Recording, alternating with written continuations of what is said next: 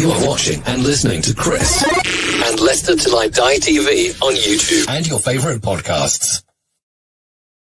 Indeed you are, and a very good evening to you all. I think I confused Brad there. I didn't tell him I was doing a new intro. But good evening, good day, good morning, good afternoon, good night, goodbye. Hello. Welcome along, LTiDtv from Leicester Till I Die. There's a new season. As far as I'm concerned, we may not have had our official invite yet. I mean, let's hope it doesn't get lost in the post. And we may, obviously, the question is who will be our +1. But look, as far as I'm concerned, the season's over. It's a new season. We're a Premier League team now. Do you agree with that, Brad? We're Premier League, aren't we?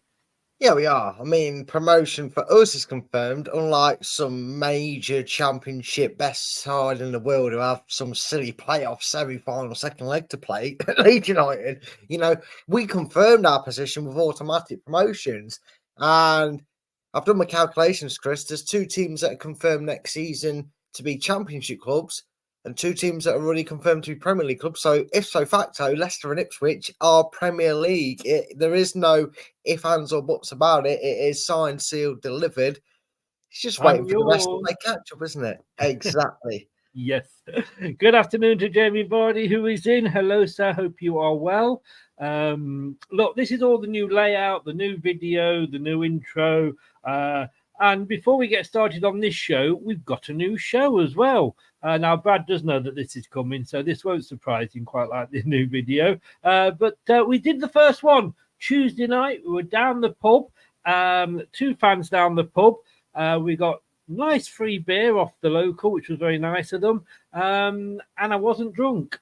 Brad, it did mean I got a word in.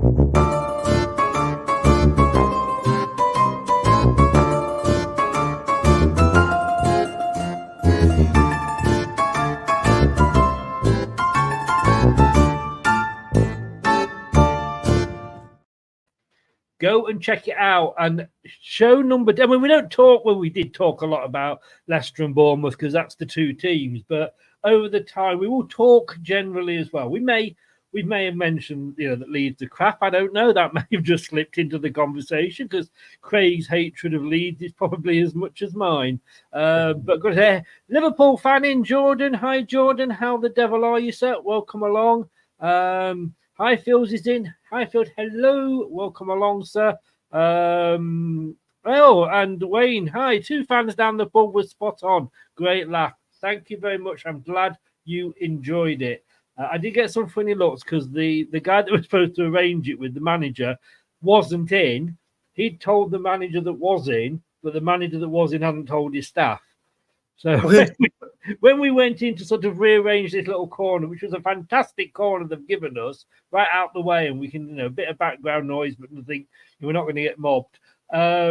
We got some funny looks as I was rearranging all the tables and anything, but there we go. There we go. I just thought you were eccentric and an OCD. That's all it was, mate.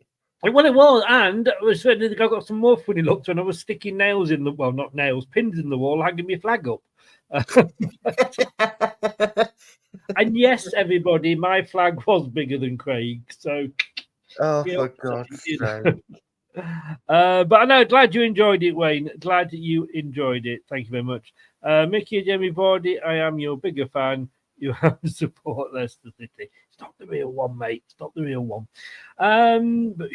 So it's that time of year. So much going on.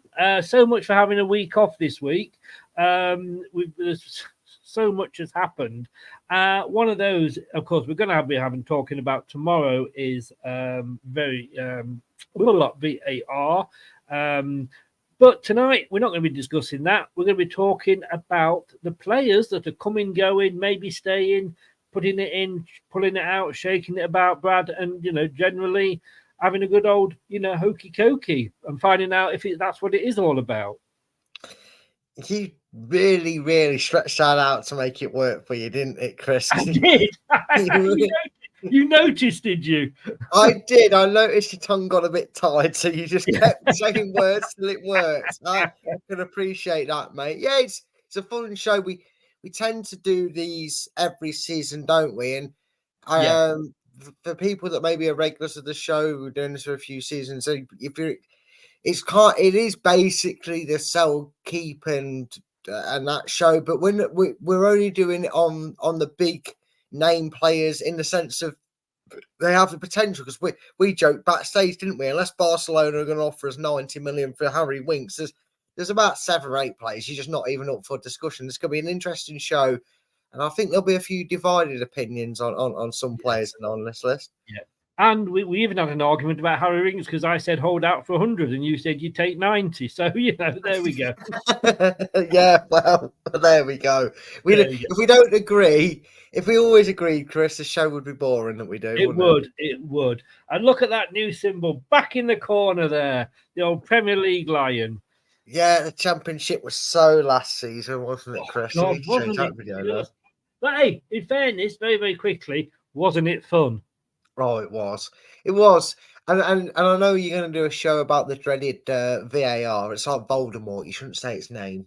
But that was nice as well, Chris, because we could sit here and as much as we could have moaned about certain refereeing decisions, Daniel Fark. Oh, sorry, I've got a lead stuck in my throat. I'm sorry to say that out loud. Moaning that referee decisions cost us games. We also sat every time, Chris. I don't remember a game where we talked about a decision that was made and didn't then end up saying, yeah, but I'd rather have one bad decision in one game than 7 bad decisions by a robot behind the screen because they can't decide how much they want to bum the mate on the pitch. Allegedly.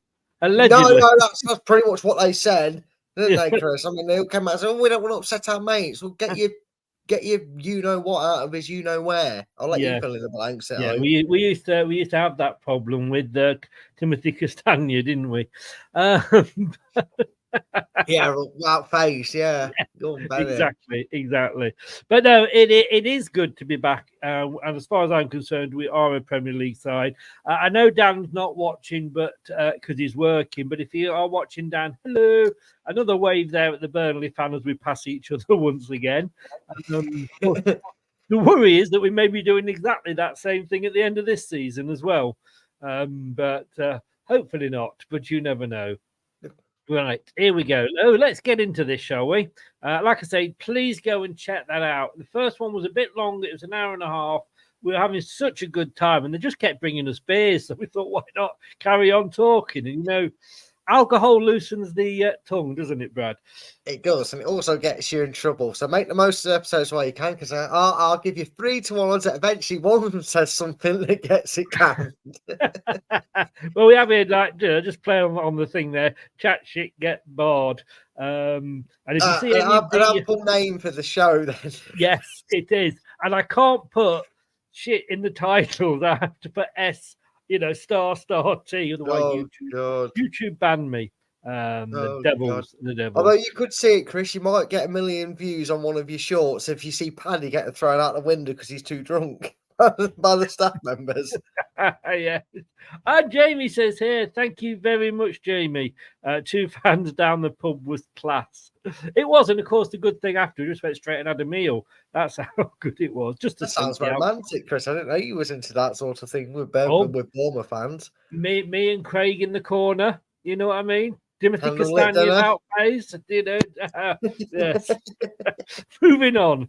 Right. So let's have a look. There's a couple of players that we had. Well, we had 3 players on loan, technically, with no commitment at all. One of them was recalled. I don't know why. And I haven't actually got him on here, but let's start with Castady, because he did go back. Didn't really get a lot more game time when he went back. I understand at the end of the day, if they're only down to maybe one covering player, why not bring a player back? That's why you put them out on loan, isn't it? Would you, if he was available, take him? It's just difficult to kind of pinpoint, Chris, because just when he started to get a run in the side, because I would have more understood Chelsea calling him back from the loan and suggesting that they're going to play him just as much as we were about 6 or 8 weeks beforehand. But he just got into the stride. We'd had that injury to Ndidi. He'd started to find his feet in the team.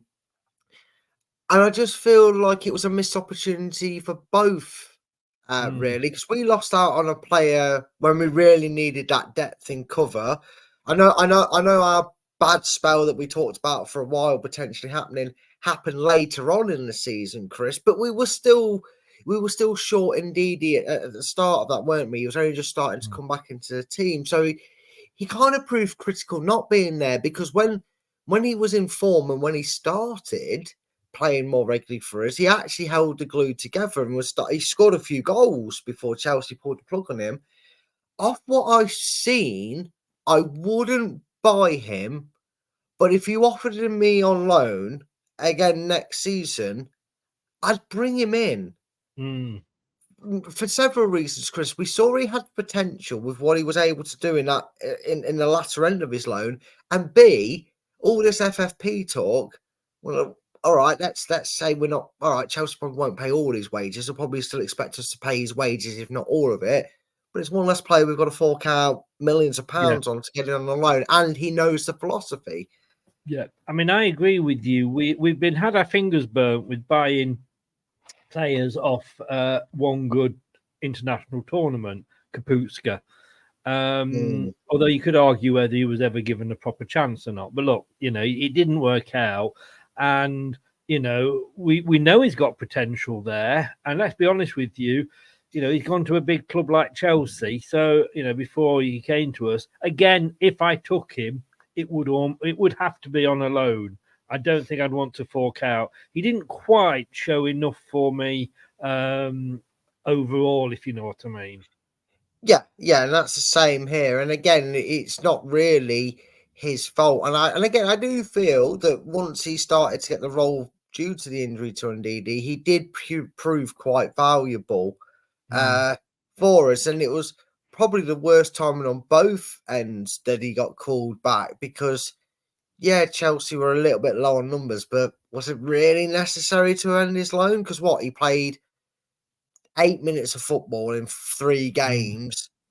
Ironically, the first game he went back to, he came on as a substitute, and then Chelsea immediately conceded and lost that game, if I remember rightly. So he didn't have the greatest return to Chelsea. Again, not afforded many minutes there at all.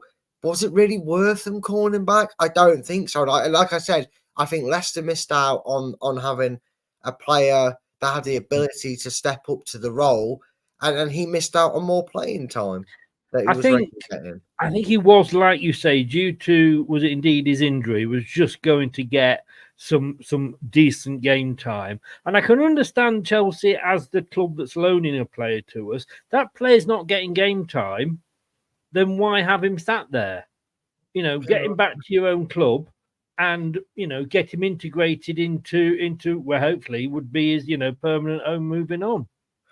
Well, yeah, I mean, that's the only thing you'd like to say, is it that's a sign that maybe, providing Pochettino's allowed a bit of a longer stay than most at Chelsea, that the potential is that Pochettino sees him as a player that can take that step up through, into the first team. He's not going to be one that just joins the Chelsea bus on the loan market like a few of them have over time. Hudson-Odoi being one of the most notable ones that kind of just faded off into the background. So yeah, if that's the case, and you can sort of understand why that move was made to return him to loan, and he was like basically your first reserve to bring back if they were struggling for players, which they were for I think about a month or so. So it did make sense in that sense. But yeah, Chris, based on what we actually got to see of him, it was like that. Just when things went good, they kind of pulled the rug out from underneath it for us. So I couldn't sign him. I wouldn't want us to go and spend I wouldn't even suggest 15 million on him. I just want him on loan. Yeah, exactly. And see how we do. Niall is in. Hi, Niall. How are you? Hope you are well, mate. Nice to see you. Thank you for the welcome back. We are sort of in limbo a little bit at the moment because we were saying before, didn't we? We've not had our invitation yet for the Premier League. So, as far as I'm concerned with Premier League, but just to cover myself, I've still got the Sky Bet Championship. So, stuck between the two at the moment, like in no man's land.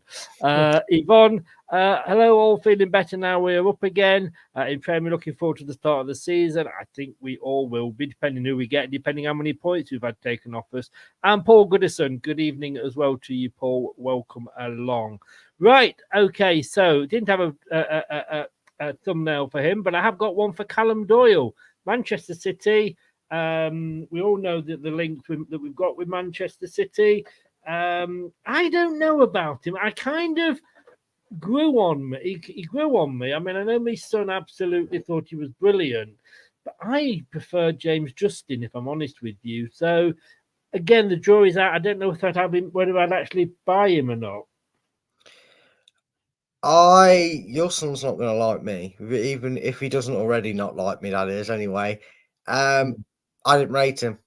No. I think we have better. I think first of all, you have better options out there, and I think he is back up to Justin.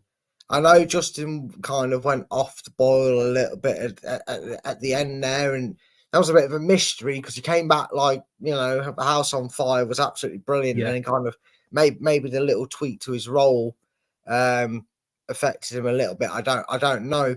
But I wasn't overawed with him for this wonder kid potential, and oh my God, you're going to get a gem on your hands, and Cov fans absolutely seething at the mouth that Leicester dared to buy, their play. I think he was their player of the season last season. The injury doesn't help. And again, the only case I personally, I wouldn't even loan him back.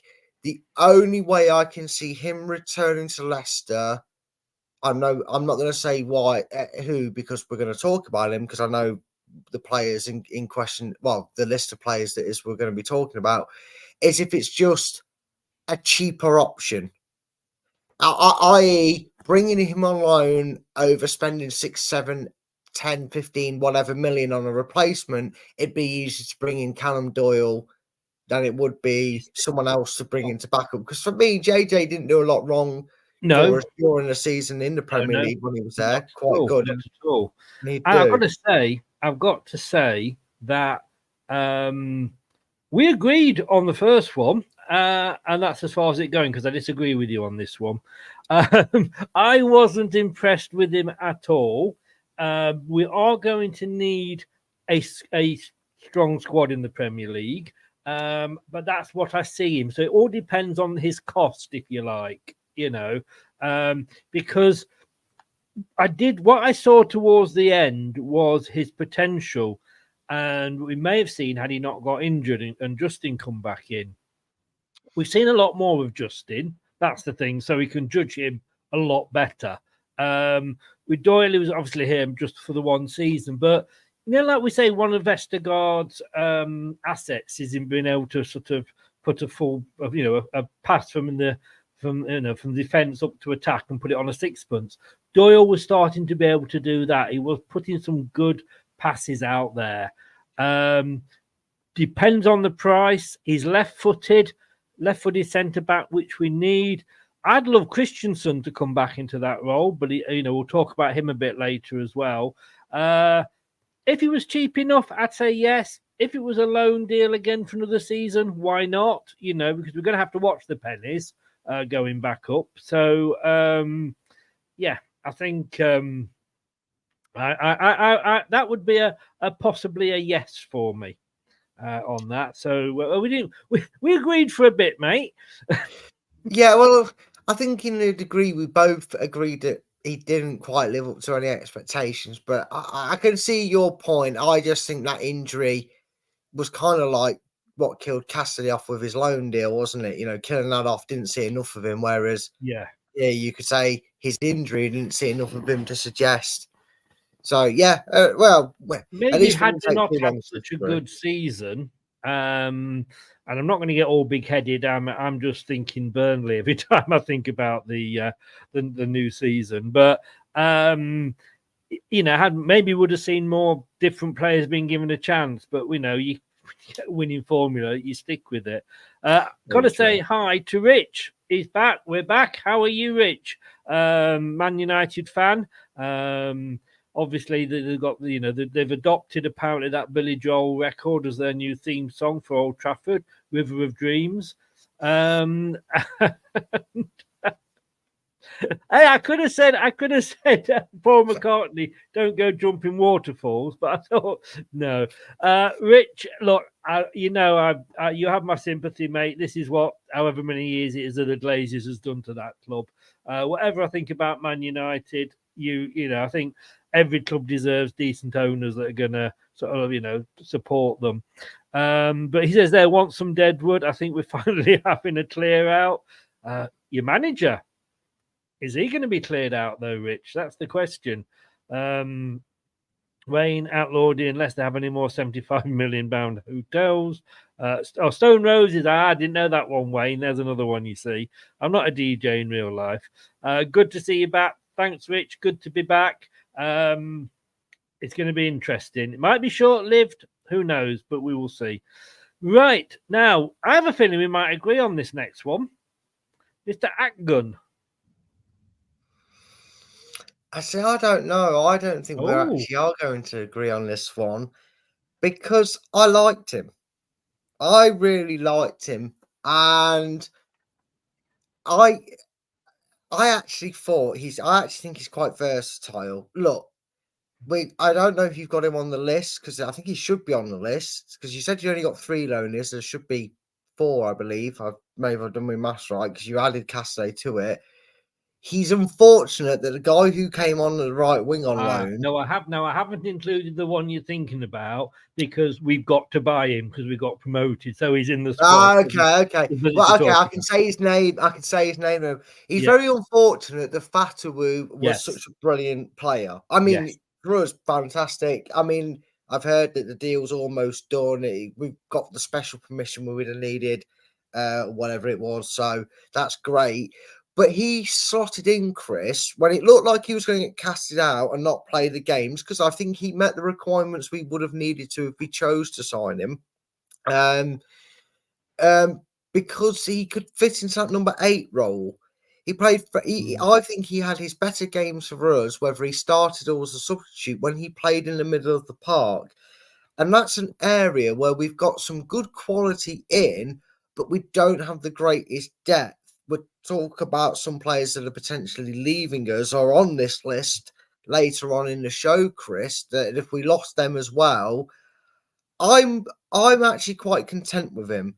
And I think if I remember rightly, his loan obligation, or what, because it's not mandatory like Fatawu. I know that it was an agreed price that we were obligated to pay if we wanted to.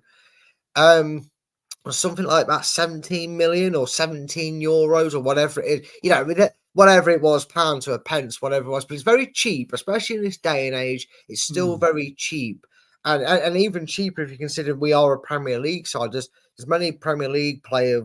You won't buy a player for a Premier League side for that sort of value. Chris, I'd risk it. I would pay 15 million, the 17 million, whatever it is in and around that figure. I would pay that for him because he's valuable. He's shown what he's capable of.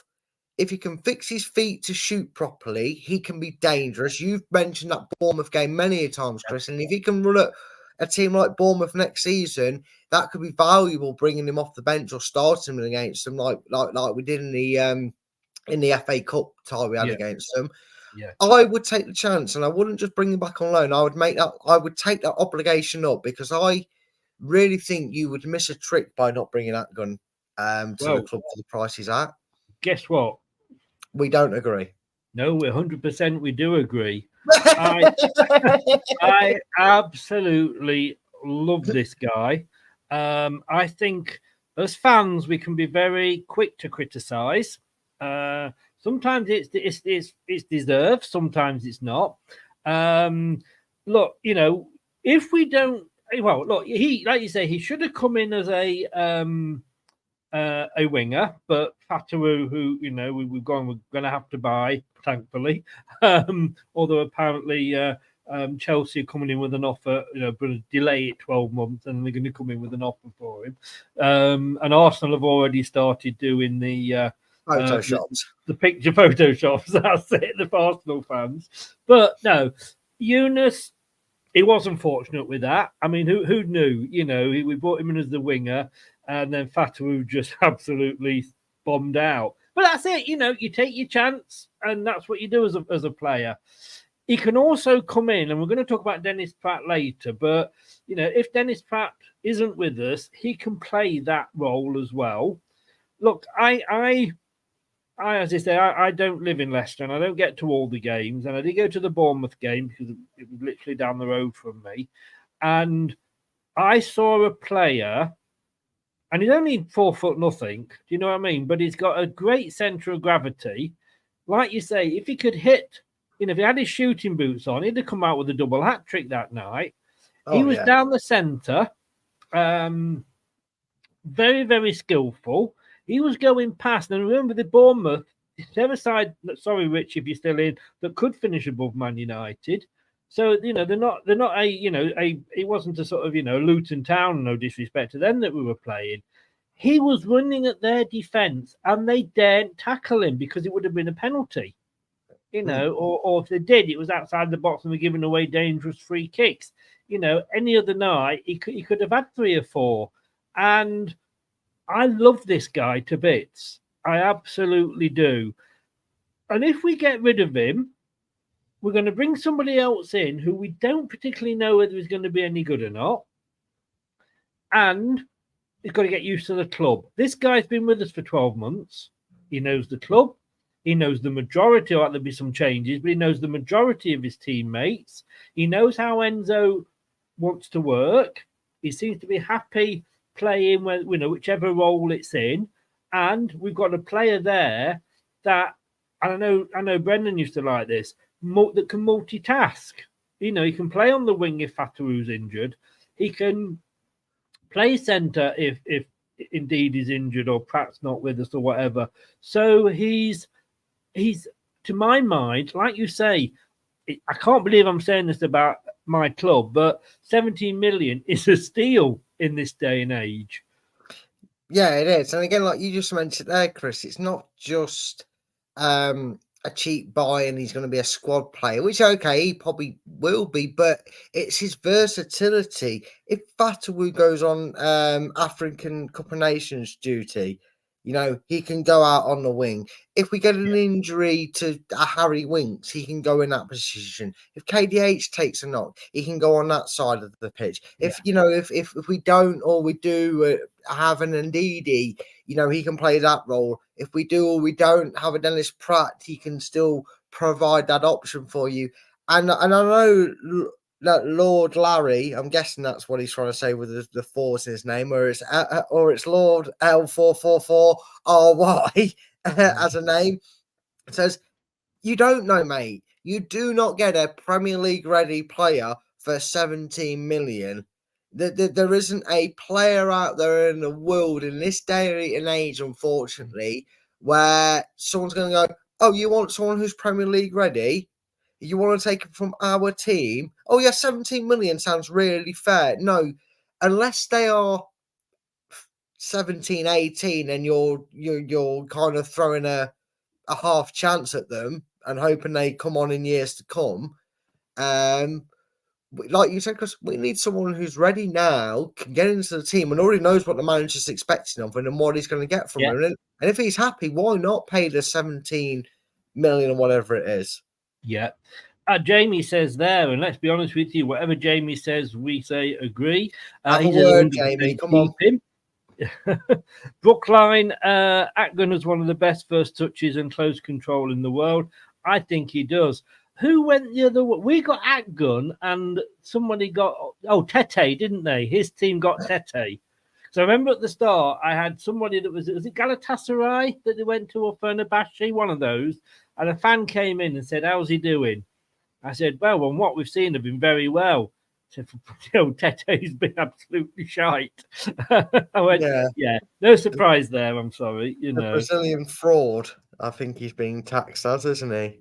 Yes. The Junior Lewis, the modern day Junior Lewis, I believe. The Junior Lewis of the Brazilian football world. There you go. We knew we had to get a Leicester reference in there somewhere. Indeed. Ross Barkley played a blinding season and is available from Luton, Wayne. So, he's got that experience again. I tell you what, I'll take him. I'll take him if we can afford his wages. I'll take him. He has looked a player determined to get the last few years of his season back on the way he played for Luton this season. Unlike a certain Danny Drinkwater who went to the Dogs after his time at Chelsea, he does look a player who's determined to make a success of his last few years, Chris. And if he's going to cost you next to nothing or he's on a free, I'd take that experience to go in the team. That's what we're going to need, isn't it? Experience. And look, no, again, I don't mean any disrespect to Luton at all. I still think of Leicester as a little club, if you like, so I'm not disrespecting Luton, but if you're prepared to go to Luton to enjoy your football and play regularly in a team that wasn't probably at the start of the season, we knew probably wouldn't stay up. I mean, they're not down yet, but they're as good as. Fair play to him. It's like Harry Winks. He said, no, I want to go to Leicester and resurrect my career. Thank you very much. He ended up with a trophy. Maddison, who went to Spurs to win trophies, didn't. Life's a bitch sometimes, isn't it?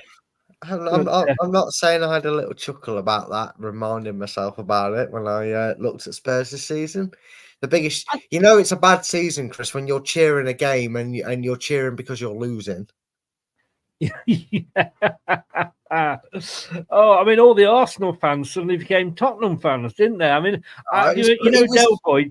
You know Del Boy? Yeah. My God, the language in that over that. I mean, I can understand them wanting Tottenham to do them a favour, of course, because it would have, it's virtually all over now. But they were absolutely crucifying those fans that went after. Do you know what? I will say this, and I don't care how much backlash I get for this, to any Tottenham fan that was cheering them losing to Man City, and to any Arsenal fan that was cheering for Tottenham to win, you're an utter embarrassment. And you say that, but I was cheering like mad, and I've done a separate video on my celebrations on QPR beating Leeds. Yeah, that's just funny. Right, at the end of the day, that's funny. But had QPR not beat Leeds, it wouldn't. You know what I mean? I wouldn't bother about it. At the end of the day, they're not rivals, are they? They've been a season rival, but they're not. If Nottingham Forest were going, I wouldn't give a shit. Yeah, all right. I'd be like, oh God, I'm never going to hear the end of it. I wouldn't sit there cheering for it. I wouldn't sit. No, you're just pathetic. You don't deserve to be a football fan if that's how you see it. At the end of the day, I couldn't give a monkey's toss. If we was in that position, Chris, and we were technically. Do you remember when Ian actually missed that sitter and we nearly stopped Man City winning the title that season? Company scored that screamer, right? If we were in that situation where someone said to me, "Oh, if you lose to Man City, they'll win the league and Nottingham Forest won't have a chance on the last day of the season," I'd be like, "Fuck you! I want the 3 points." Yes, yeah. I just don't know. I think you're sad and pathetic if you're cheering for your local rivals to win or lose a game deliberately. I have a question for you, Brad. Go for it. Have you got any tissues handy? Oh. I don't know which end you might use them, but I'm going to have to do this, I'm afraid.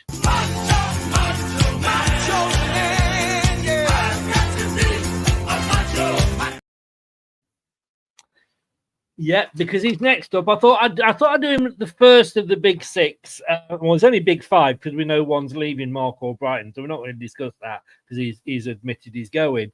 So I thought I'd do him first and get him out of the way. He's going, isn't he, Brad? Yeah, and kind of good. I am really, really, really disappointed in Iheanacho. Because this was the season, wasn't this, Chris? This was his redemption arc, wasn't it? After that one season he had where Brendan got a brain and played 2 up front, and he had a really good season. He was overall our top goal scorer. Okay, Jamie Vardy scored more in the Premiership than him, but he was our overall top goal scorer. And then he had the rug pulled out underneath him. This season, Chris, I was angry and disappointed with him because this was the season where Iheanacho was supposed to get 20 goals. He was supposed to be the powerhouse behind Leicester promotion. We were supposed to be sitting here going, Nacho, Nacho, man, please stay, Nacho. Please stay, Nacho. Sign a new contract. We're supposed to be singing his name. We're supposed to be lifting him above the trophy. He was that important to our championship thing.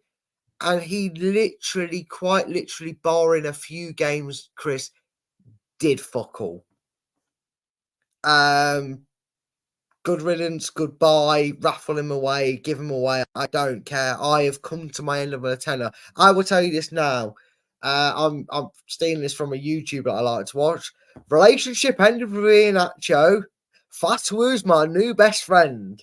There you are, Chris. Get the videos ready. Fatawu's my new love child. Iheanacho, you dumped.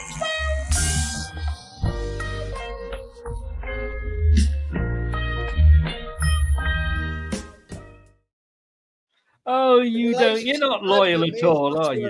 It's Fatawu's my little love child. Iheanacho, get in the bin. The divorce is on its way in the court, mate. Because he has so, Chris, hasn't he? I don't think there's many fans. I don't think there's any Leicester fan out there that isn't really disappointed that this season he didn't take the bull by the horns. You know, the goal scoring opportunity by the scruff of the neck and make this statement as if to say, almost be the guy that kind of like the Undertaker streak with WrestleMania and kind of say, I'm the guy that's going to end Jamie Vardy's Leicester career now, not by injuring him or anything, but or anything like that. But you know what I mean? By saying, I'm going to prove that we don't need Jamie Vardy going forward this season with doing what I can. And wow.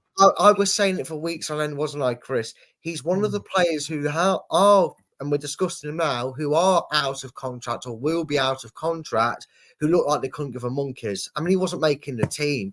He wasn't making the bench, Chris. No, but that's not his fault, is it? The fact that he's not, he's saying he couldn't give a monkeys. I'm sorry. I include Youri Tielemans in that bunch. He couldn't give a monkeys. Iheanacho just wasn't being picked. Yeah, but just look, he played, mate. He played 23 games, right? Iheanacho. All right, the same as Casey McAteer. Casey McAteer got 6 goals, all in the Premier League. Kel's got 7, 5 in the Premier League, 2 in the Cups. Now, in Championship. In the Championships. No, in the league. I know what you meant, but she said Premier League. I didn't want people getting confused because this is a future video. Say, you called it the Premiership earlier, and it's not. It's the Premier League. But no, if we're splitting hairs, mate. If we're splitting hairs. But no, look, let me just get some comments here.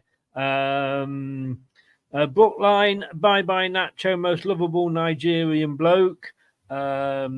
It's a sad end for the senior man. As an Ipswich fan, hope you guys are enjoying the playoffs as much as we are. Hi, Neil. Yes, we are. I might even actually do a watch-along, depending who gets into the final. Mike, evening, Mike, how you doing? Didn't expect to join to that. You never know. When Brad's in, he always has a bit of a love moment.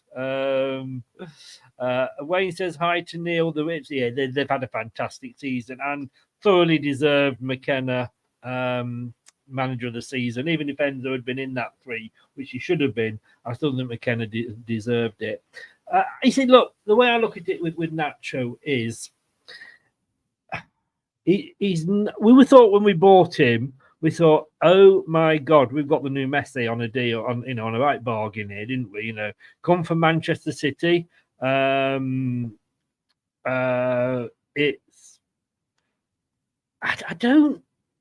just wonder if he's not really been given the chance, has he?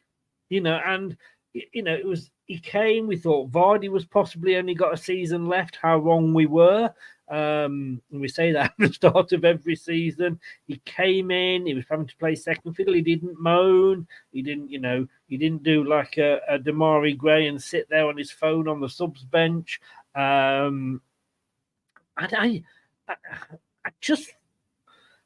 would love to keep him.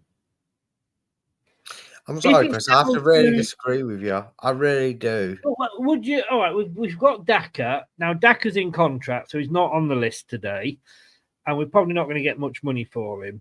Who would you sooner keep, Iheanacho or Daka? I'm going to get shot for this, but considering you're talking about two players that have really woefully underwhelmed this season, neither of them would be my preferred answer. But Daka. Well, I don't believe it. I'm sorry, Chris, but I'm basing this on the evidence that if Enzo trusts him, there must be something he's doing a lot better than Iheanacho to be picked about him. We got 4 strikers, Chris, and I think there was a stat that said in the last 10 or 12 games of the season, Iheanacho had played 54 minutes. Now, yes, Daka has akimboyed some of his attempts. I'm not denying it. And again, bullets, gun to my head, and I'm picking one. I'm saying Daka because he might have akimboy moments, but he gets in more favourable positions than Iheanacho does. Okay. Iheanacho just doesn't quite have what Enzo's wanting. Well, I'm going to disagree with you again here, and this may surprise you because I've been one of Daka's supporters this last season. And the thing is, I'm not supporting him because he's a particularly fantastic player who's just had a few bad games. He's had an awful season. Both when Kells came in, when Vardy was injured before AFCON, that's when he got the majority of his goals. When Daka came in after Kells was a little bit injured, that's when he got his good run. And it's funny, isn't it? You give these players a run of games and they start scoring. Give them 10 minutes here and 15 minutes there, and they don't score. Well, it's not rocket science, Enzo. You've got to give these players a run out. And at some point, as you saw this season, Jamie Vardy is going to turn around and go, a bit injured, mate. I can't play today. All right, look, if he's fit, it's going to be Jamie Vardy. I accept that. But I just think, we've got Tom Cannon. There's rumours that Tom Cannon might be going out on loan. Point to buying him, I just think Kells offers something. Yes, he doesn't offer the pressing. We know that what Daka does is what Vardy does. He's got the pace on him, and that's what he offers. And Kells hasn't got that pace. But Kells can drop back. He could even play that number 8 role, possibly. We've talked about that with Luke this season. I just think, for me, if I had to keep one, for me, it would be Kells. Of course, the other thing is, we kept Kells and sold Daka. We might get some money for Daka. I don't know who the hell would buy him, but we might get some money for Daka. But no, that's Daka is our version of Darwin Núñez. As I say, I defended Daka to the point where I've got to say it was only because Daka was getting, in my opinion, unfair stick. The stick that somebody else doesn't get if they have a bad game. Yes, he was bloody awful, but all this hatred that was being passed his way was just out. Brookline agrees with me. Always like the Americans, Brad. Always said they know 100% what they're doing. Can Enzo sort out Daka's finishing and ball control? Coulda, woulda, shoulda, and on a 90 grand a week, need to cut wages, so Kells needs to go. That's the other flip side, isn't it, though, Brad? Kells wages.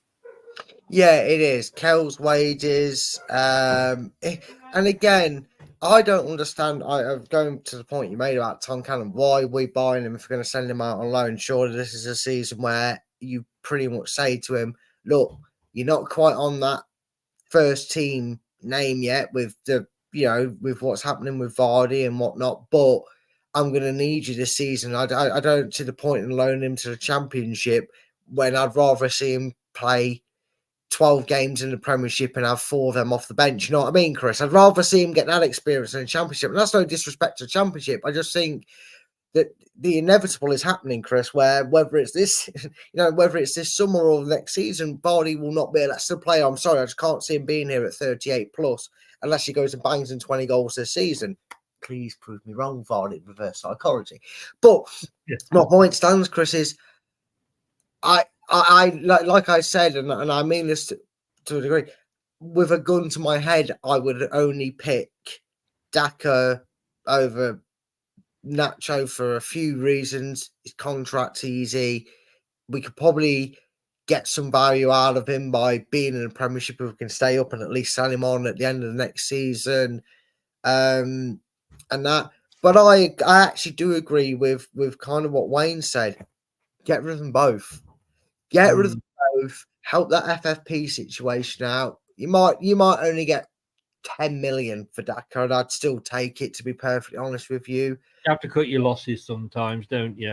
You do. And right now, that's kind of something we don't need to worry about. Oh, well, we paid 20 million for him. I'll lose 10 on him because it'd be 10 million in the kitty to help us sort that position out itself in the future. Oh, no. Yeah, like I say, if it was a one or the other, we will disagree on that. I do see the point, whether he fits into Enzo's game. If he doesn't, then look, he might as well go. And, he's been a very good stand-in for Jamie Vardy, because he used to have that pace when he was at Man City. But look, we'll see.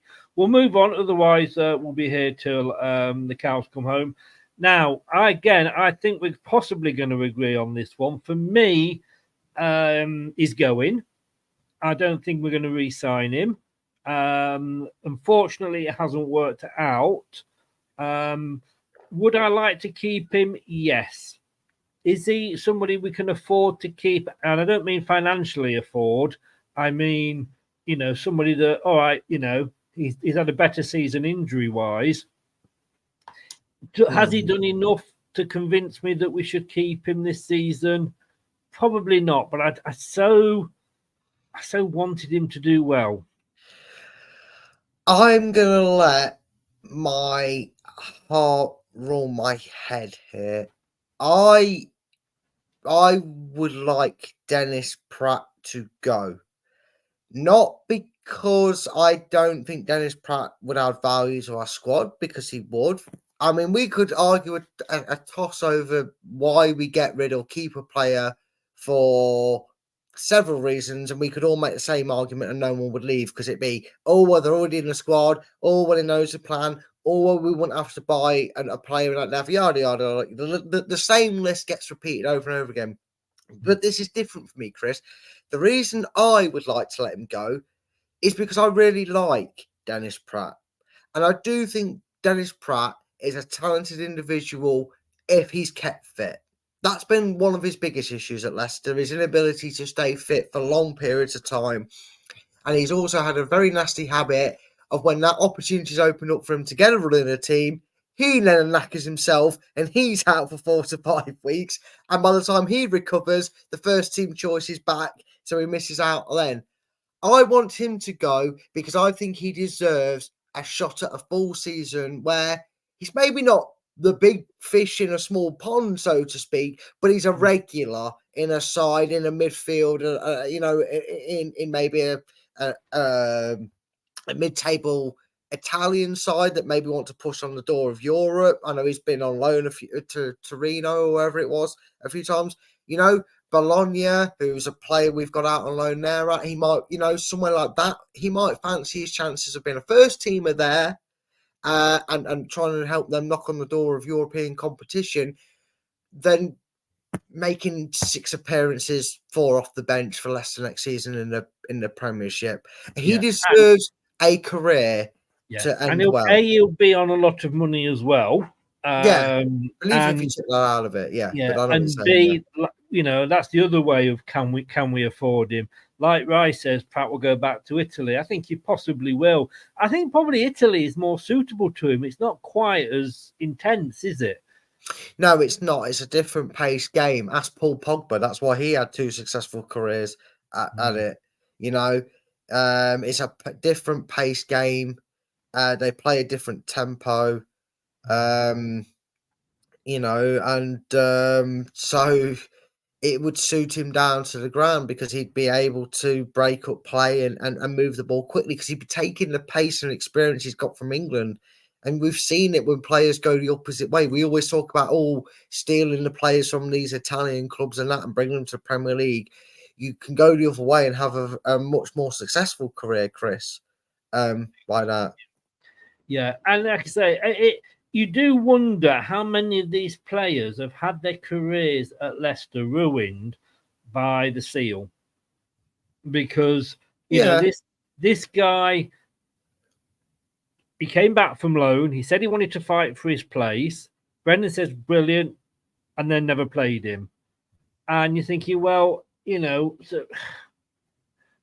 players aren't going to be shit on more than once. You know what I mean? They're going to say, well, look, this is how the club treats me. All right, different manager, I grant, but it's still the same club.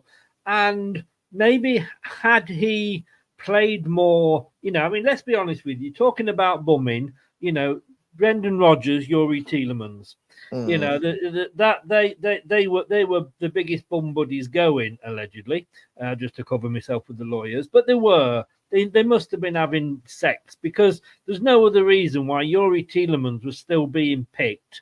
And had he maybe gone for Praet, and Praet had got a decent run in the team, he would have proved his worth a lot more, and then maybe would have been higher up the charts for being picked. So I'm sorry, maybe it is another one where Brendan shat on us a little bit. I know, isn't it funny? He's gone back to the second division league of Scotland and won a trophy. Yeah, I know. Who would have saw that coming? No, I know. It's not hard to win a trophy in Scotland, is it, Brendan? Well, let's be honest with you. You finished first out of two. So let's put it that way, Yeah. But moving on. Now then, the big Dane, Yannick Vestergaard. Rumours with this gentleman is that he is close to possibly signing another contract. If you'd have told me that he was going to sign a new contract last season, I would have needed an ambulance, because I'd have collapsed with laughter, and I'd have had a collapsed lung through laughing that hard at your sentiments.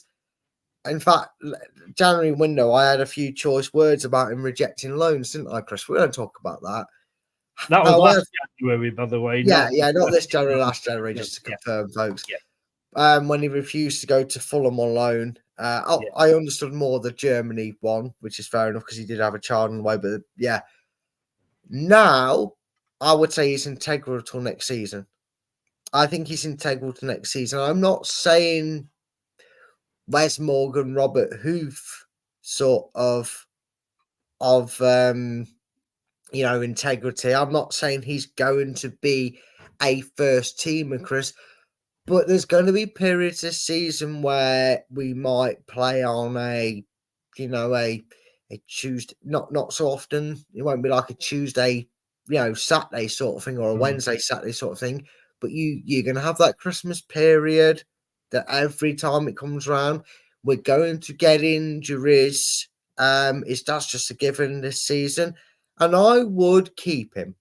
I would be happy to keep him as long as he's under the understanding. Unless Enzo's going to shock us all, Chris, and I would be shocked, but I'd give him the chance. He's earned my respect, and he's had his redemption arc this season, Chris. We talk about players that could have had it. He has definitely had a redemption arc at his career with Leicester. And I actually do feel that if Praet had the same impact as Vestergaard's had this season, we would be talking about two players getting an extension to their contract. As it is, I'm actually quite happy, believe it or not, that he's going to get a contract, and he has warranted it, as long as he knows he's probably going to be coming off the bench, the third defender he puts on. Like some managers do, put a third defender on. If he knows that's his role, I'm happy to have him here. I can see him. Look, he is not a bad player. He has his faults, and as Rai said there, his pace worries me.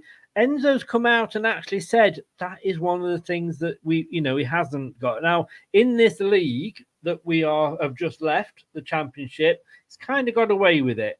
He may get caught out in the Premier League, although he had a few good seasons in fairness with Southampton. And don't say, yes, he let in 9. That was 1 game or 2 games for God's sake. But overall, he wasn't the worst defender in the Premier League. But he was bought by the Seal, who then decided that he didn't want to play him because he wasn't suitable to his formation. So why buy him? Hold on. Brought a player, spent money on him, then said he didn't fit his system. Why buy him? Enzo Tonkanen. Sorry, I'm just making comparisons with yeah. Well, we might come on to that later. But no, I mean, Rob Tanner actually said to Brendan, well, why have you bought this guy? He doesn't fit into your style. And he went, yes, he does. And I said, then never played him. Yeah. What he does is brilliant, and I always said that he wasn't a bad player. Again, just another player that never got a chance. And in our minds as fans, we think, oh, he's not being picked. He's not being picked. Like a bit like with Kells, he's not being picked, therefore he must be shite, blah, blah, blah. It was Brendan. When he's been given the chance, because, Enzo's come in, seen what he liked. A bit like with Kagler Soyuncu when John Terry came back and said, John Terry came in. Yeah, was he on the bench? Yeah, exactly. Yeah. And Yannick offers us a lot. He hasn't got the pace. I don't know whether he would be a starter or not because of that. The thing is, I think it depends who he's playing with. If Brendan, what am I saying? If Enzo wants him to go forward, which he obviously does, looking at the way he's playing, I can't see him changing his style of play next season, Enzo. If he wants him to go forward, he needs to have somebody next to him that can run back, that has got the speed. True. Exactly what Mike has just agreed with me by putting it there. Wout Faes is not that man, I don't think. If you said to me, do you want to keep Yannick or do you want to keep Wout? To me, I keep Yannick and I sell Wout. Yes, he's good. Yes, he has it. He's got his things that he's good at, etc. But if you're going to keep Yannick, who's got that amazing pass in him, then you need somebody with speed, and he needs that next to him, or he's going to be a like you say, a second choice maybe. But look, the guy, he has redeemed himself, and I think, yes, let's give him like somebody said earlier, just give him a year, Yeah. Wayne said here we need quick people around him. JJ and a new 25-year-old centre back. Yeah, agreed with you. Mike was just saying exactly what I was saying. Nate, well, I mean, you could do what Enzo randomly did for about 4 games at the end of the season, Chris, couldn't you? You could put Wout Faes at left back. You could put Connor Cody next to him and someone else next to him, and then you've got all the pace in the world around you. Yeah. You'd have to roam with the team. Rice says here, I'd take Cag's pack. I think he'd be great in the Enzo style. I don't think he's very happy where he is at the moment. So who knows? Well, they sent him out on loan, didn't they? And he hasn't had a very successful. But I wonder if his head's too far gone. I think Brendan, that season where he absolutely lost his head in that Bournemouth game, Chris, I don't think he's ever recovered from that. But Enzo's a better manager than Brendan, in terms of managing players and actually being a decent human being towards players. So who knows? I would take him back. I would happily take him back, and then I don't think we need to buy any defenders, Chris. I'll be honest with you. If you got Wout Faes, Cody, Vestergaard, JJ, and Pereira, and I always think if you bring a player back, or you're bringing them back on past reputation. No, you're bringing them back because he's got a massive dong. If you ask, well, you could just use that, couldn't you? You could just use that and swing that around and knock Anthony out the way from Man U. You could just hit him with that. Nate says here, haven't you seen him turn the afterburners on and have a shot on goal? Pace is his problem. Yes, he goes forward, but he is running forward from that halfway line into a packed defence. And At Bournemouth, we were singing that if Yannick scores, we're on the pitch, and that's because he was doing a couple of those runs. But Yeah, we've God, seen that him in sounds brilliant. 1-to-1 when he's been caught out, or somebody's lost the ball, or he's lost the ball. He's got the turning circle of a tank, and by the time he's done that, the other guy's got yards on him. He isn't going to get back. Absolutely is not. So yes, I'm sorry, but Nate, it is his fault. But with somebody by him, Cags was posting old Leicester pictures the other day. Was he, Nate? That is interesting. Oh, Oh, bring him back. We want Cags. I am not 100% sure on that one. No, I'm nailing myself to the mast. If Cags is available, bring him back. If Enzo looks at him and goes, I mean, let's be honest with you, he was our best defender when he wasn't being picked. You know what I mean? Well, and as much as he proved that when he did come back, because he made a difference to the back line. Hey, we could shove out Faze up front, couldn't we? Because he loves to run up front. Yeah, we solved the striker problem. I tell you what, is often. Dave often says play him in midfield as a midfielder, and he did spend a bit of time up there, according to Rob Tanner. So, well, you could, because he certainly proved us wrong in what he can do. Exactly, Mike. I'll come back to your point. I've started. I will come back to your point when maybe we will come back to it. I'm not sure when, possibly now, because we're about to talk about he who must be knelt down in front of. Talk about Leeds fans taking the knee. I would take the knee if this guy walked in. I'd also bend over and have his babies. Jamie Vardy. How often, and I've had to eat, and I said this to Kay, I've eaten so much humble pie, I am absolutely shitting myself. Oh, Leeds playing today? Yeah, Leeds just shited of playing six-toe, not Norwich City, aren't they? In fact, apparently they're winning 1-0. Oh, boo, no one cares. Shit, Leeds anyway. Never liked Norwich anyway. I knew they wouldn't do us a favour. If Leeds do get into the final, I'm going to probably do a watch long just because I want them to lose. Sorry, that's correct. That just put me off. So Jamie Vardy, yeah. Every time the season starts, I say, you know what? It's great. Jamie Vardy would be a great super sub. Come on in like the 70th minute when all the defenders are knackered. You see him warming up. You're shitting yourself and he gets on. He leaves you for pace. No. He's proved time and time again that he's a bloody great starter still. And I'm going to nail my colours to the mast here. Jamie will sign a new contract and Jamie will be our number one striker next season.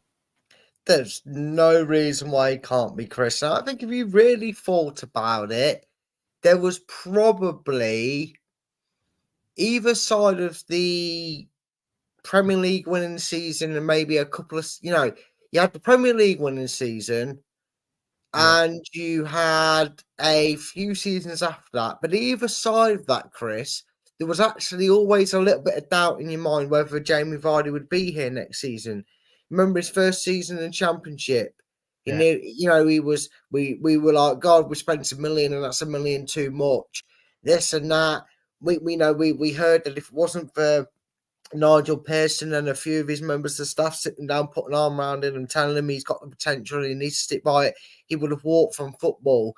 And like you said, Chris, probably after about 2018, 19, thereabouts sort of thing. I think if we was all being honest and put our hands up and said, we probably got to the end of each of them seasons afterwards, Chris, and went, yeah, but this will be his last one.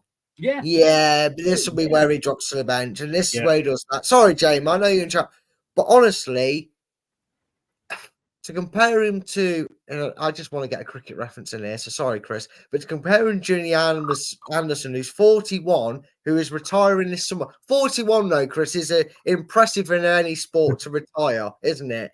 Cricket, I mean, all for the furthest you run it as a bowler is like a couple of yards to bowl it. All right, but in all sense of the words, whether you're boxing, cricket, rugby, whatever you're playing, it's very, very rare that you get a player that goes over 36 plus. The fact that this guy's going to be, he will be in January if he signs on a deal. He'll be a Premier League player playing in the top division at 38. Tells you all you need to know about this man. And the more the neutrals shut up and realise that this guy is actually top 10 GOAT material of the Premier League era, the better. Because I cannot think of many players that people squawk on about saying, best Premier League striker ever, left the Premier League when they were 32. Played for about 4 years. This guy, barring one season, Chris, has been in the has had a long stay in the Premier League and done what he does. For me, Chris, it's the easiest choice in the world. Jamie Vardy, new contract, yes, please. It's just so easy, Chris.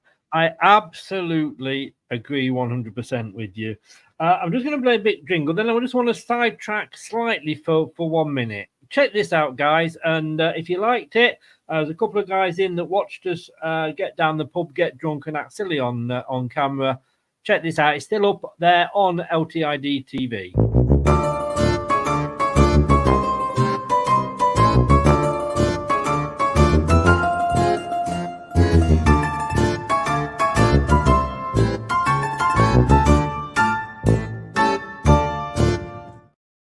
Have a banana. Right, I love that music. Right, I do a certain thing. If you like your On This Day in Histories, follow me either at Instagram or on TikTok, because that's the places I do it. I don't do it on X and I don't do it on Facebook, but on Instagram and Twitter, that's where I do all my On This Day posts.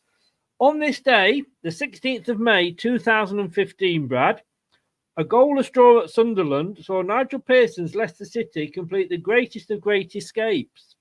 For 130 days, including Christmas Day, City had been bottom of the league table. It's a long one, this, so bear with me. With 8 games remaining, their situation was desperate. There were 7 points adrift of safety. Somehow City gave themselves a chance of winning 5 out of their next 6 games. A loss at home to champions Chelsea was the only hiccup in the run. To take them out of the drop zone, and with results going their way, a point at the Stadium of Light that owed much to the aerobatics of keeper Kasper Schmeichel was enough to keep Leicester in the top flight for another season. Whatever happened the following season, I can't remember. On this day, Brad, to avoid relegation and accidentally won the league, didn't we, Chris? Well, they say that's the famous saying, isn't it? Yeah. And who was instrumental in us staying up that season? Robert Huth, Jamie Vardy. Yeah, I can't keep doing this all show, mate. I know, but I wanted just to kind of maybe get the suspense going. But yeah, Jamie Vardy was. Robert Huth, Jamie Vardy, and Cambiasso were probably the 3 most catalysts to our survival that season, because Robert Huth showed us up at the back. Cambiasso brought his wealth of experience from around the world into our midfield. And Jamie Vardy and him got a connection halfway through the season that just seemed to click and kept clicking, didn't it? The goals started to come nearer the end of the season, which just made it even more special to watch. I mean, God, Chris, I know you said we won 5 out of 6 of them games, but we also won 9 out of 11, and in the last 11 games, Chris. And like you said, the only points we dropped was a loss to Chelsea, who were champions elect anyway before we played them, and the draw against Sunderland, which was good enough to keep both clubs up as well, Chris, wasn't it? Yes, and we will start the next season with a 4-2 drubbing of said Sunderland. Milo, welcome along, mate. Nice of you to join us. I don't think I've seen you before, so and if I have, I apologise. It's been a very long week, but thank you very much for joining us. Whilst we're on and we both agree. I mean, we can both, we both said the same thing. You write this guy off at your peril. You really do. Mike Green said, just while we're talking strikers, would you be happy with Abraham as a potential signing? Experience, been there and done it, and get rid of Daka and Iheanacho? Look, I think Daka and Iheanacho are going. For me, would I take Abraham? A drop of a hat. What about you, Brad? I loved him. I wanted him when Chelsea was selling him. He was a player that I had a keen eye on. I don't think he's in now, but I remember Rich. I did a show with Rich a few years ago, and I said I would like someone like Tammy Abraham at Leicester. I think they'd be great. I think he matches what we want. He's very hard-working. He's one of the few that have survived the hairdryer of Mourinho and come out to be a better player on it. He also knocked us out of the Europa Conference semi-final, didn't he, Chris? Yes, But he was a part of the team that knocked us out of that semi-final, stopped Leicester getting to a European final.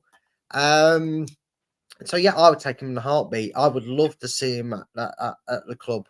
I think it'd be a brilliant aspect. Wayne says here, Vardy's only 14 goals off Owen's tally. Who said, Vardy's not a natural finisher? He'll take a pay cut to beat him. That is something to say. You're going to beat somebody like Michael Owen, and let's be honest with you as well with Jamie Vardy. He made the decision to stop playing for England. Which, again, some people... Sorry, I just looked down and saw the position of the Norwich goalkeeper for the free kick. Stevie Wonder would have stood better. But anyway, yeah, he did. And you know what? The amount of players, it's strange, isn't it? Because you could never imagine in a world where you'd sit there and honestly say, I will never, ever let my country down. I'll always play when the opportunity comes to it. And you look at certain players... All right, there was some manager fallouts. I think Shearer had one, didn't he, where he had a fallout and he chose to end his career with England, and because he only retired at 29, didn't he, Shearer? Anyway, my point stands is he chose the longevity of his overall career than risking it international scene, where he kind of went from the opposite. He's a very beloved fish in a Leicester City pond, but he was seen as a small fish in a big pond for the England side. So, how short would Jamie Vardy's career have been had he tried to persist playing for England in friendlies every year? Because that's what he'd have got for us, wouldn't it? He'd have got friendlies every year, and we may not have had Jamie Vardy guiding Leicester back to the Premiership for one last fairy tale. No, exactly. I've just seen the Norwich goal as well, and like you say, I think the Norwich keeper was using the post to hold him up. Milo, I've been here a while ago. Welcome back, sir. Welcome back. He's also been coached under Jose, which shows his mentality. We do know he throws some sun, and as James says, come on, Norwich. It's only 17 minutes, 15 minutes, 17 minutes in, so still got a chance there, Norwich. Right, just while I go and plug up so my sound doesn't come through on this.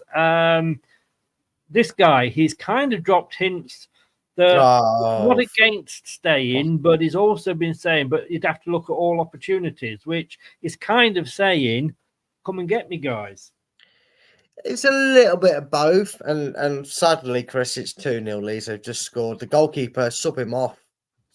He's terrible. He's having a trash game. Sub him off before this could end 5-0. Honestly, the goalkeeper's been he's absolutely pathetic for Norwich. I want to keep him though, Chris. Personally, I want to keep him. I said that Iheanacho disappointed me, and I felt his lack of. All right, you say his. You say I was being a bit harsh, but the way it seemed, his lack of oomph, his lack of effort to want to step up to a level and prove his worth. God, it gets worse every time we watch that goal. You ahead me by a long way by the look of it. Yeah, well, when you see it, you'll be like, bloody hell, he gives you Ron Robert Zieler vibes. But I really liked Needy because he could have done the same, Chris, and he could have at least been accused of the same. That he wasn't trying, and he'd thrown in the towel. He was waiting to dwindle down his contract. He looks like a player that was reborn this season. He stepped up to the mark. He showed that he still got that versatility behind him that we thought he had. He showed that he can play in more than just one position. And he showed that, okay, what he's come out and said, you can take it however you want. I see where you're coming from. And I'm a little bit like, well, I hope that doesn't mean, oh, I'll stay, but at the first sign of someone wanting me, I'm going to go sort of thing. Because we don't have the luxury, in a weird way, of him being a Daka, do we? And by that, what I mean is, we don't have the luxury of him going, oh, actually, I've changed my mind, I want to go, and us going, great, because they want to pay 30 million for you. If he decides last minute he doesn't want to stay, You know what I mean? He's going to go on and a free. he's got Premier League experience. He does, Chris, and he's got European experience. He's got Premier League experience. I know European isn't really a necessity, but it can be in the sense that he's got the mentality to know what to do when you're up against things. He's played in that position for us. He's dealt with them sort of. Hold on, what a shocking finish by the Norwich bloke! Awful. I've got to say, Pirlo's just scored that goal, who I wanted to buy in the summer. And I have to say, fair play to Leeds. They got the job done in the first leg. I think once that Norwich didn't win the first leg, then to my mind, although I'd predicted Norwich to go through, I think it was always going to be Leeds going back to Ellen Road. So, well, let me tell you this: Josh Sargent, Sargent for Norwich is well. Let's just say the Leeds goalkeeper's just told the Norwich goalkeeper what he's allowed to use to save things with. Because the Norwich goalkeeper doesn't know he could use his hands to save the ball, and Norwich keeper's got the Leeds keeper's. I think you were being very insulting to Ron Ziegler there. To be honest, or maybe he was like, was it Ricardo, the goalkeeper we had, who was Portuguese? Yeah. Oh no, well, yes, no. Then in that case, no, Ziegler was pretty awful. I've got to be honest with you. Wow! This should have. You just seen what I've seen. That should have been 2-1. Yeah, the chance I just said there, Chris, he showed him how to use his hand to stop it. But look, again, we could go this way, that way about reasons to keep him. He's experienced, he's integral, he's that balance you need as a newly promoted side, and that's what we are. Forget our history. We're not Nottingham Forest fans. Forget our history. We need experienced players. Wolf's now 27, 28. So I would like this sort of player still in our ranks next season. And well, we will see. We will see. Moving on now to otherwise, as I said, just got quite a few to go through. Players that we've loaned out, could they come back and we actually get something out of them? It looks like we've loaned Mads Hermansen to Leeds for this game, doesn't it? So players that we've loaned out that do we want? Could they come back? Could they adapt? Could Enzo do something with them? So let's first of all start with the goalkeeper. Been at Stoke all season, and we all thought this guy was going to be our number one, didn't we? We did. In fact, it was a position I was very confused that we wanted to see him strengthen. What do we know, hey Chris? It was one of them who says, well, all right, he wants a goalkeeper in, but why when we've got Iverson's clearly a good choice? He's not really let us down because it's not his fault. I mean, for all the stick he got, it wasn't really Ward's fault to a degree that we were in the trouble we were in. But I would sell him. I would sell him because, you look at certain decisions managers make and go, well, that's his mind made up. And, Jakub Stolarczyk has been the cup goalkeeper. He's played a couple of league games for us this season. Came in, played a game when the season was done in our sense of things. But he also filled in against, he played in the cup games against Chelsea and Bournemouth. And if we do another Danny Ward with our second choice goalkeeper, well, it'll be more fool us. I'm not saying he's going to come up and play 10 games, 15 games next season. What I mean is, Chris, we've got to keep that about him. And it's clear to me that Enzo has him as number 2. And I kind of rate him more than I did Daniel Iverson's, 20 game spell or whatever it was that he had with us as our number 1. I would sell him, get £1 million for him.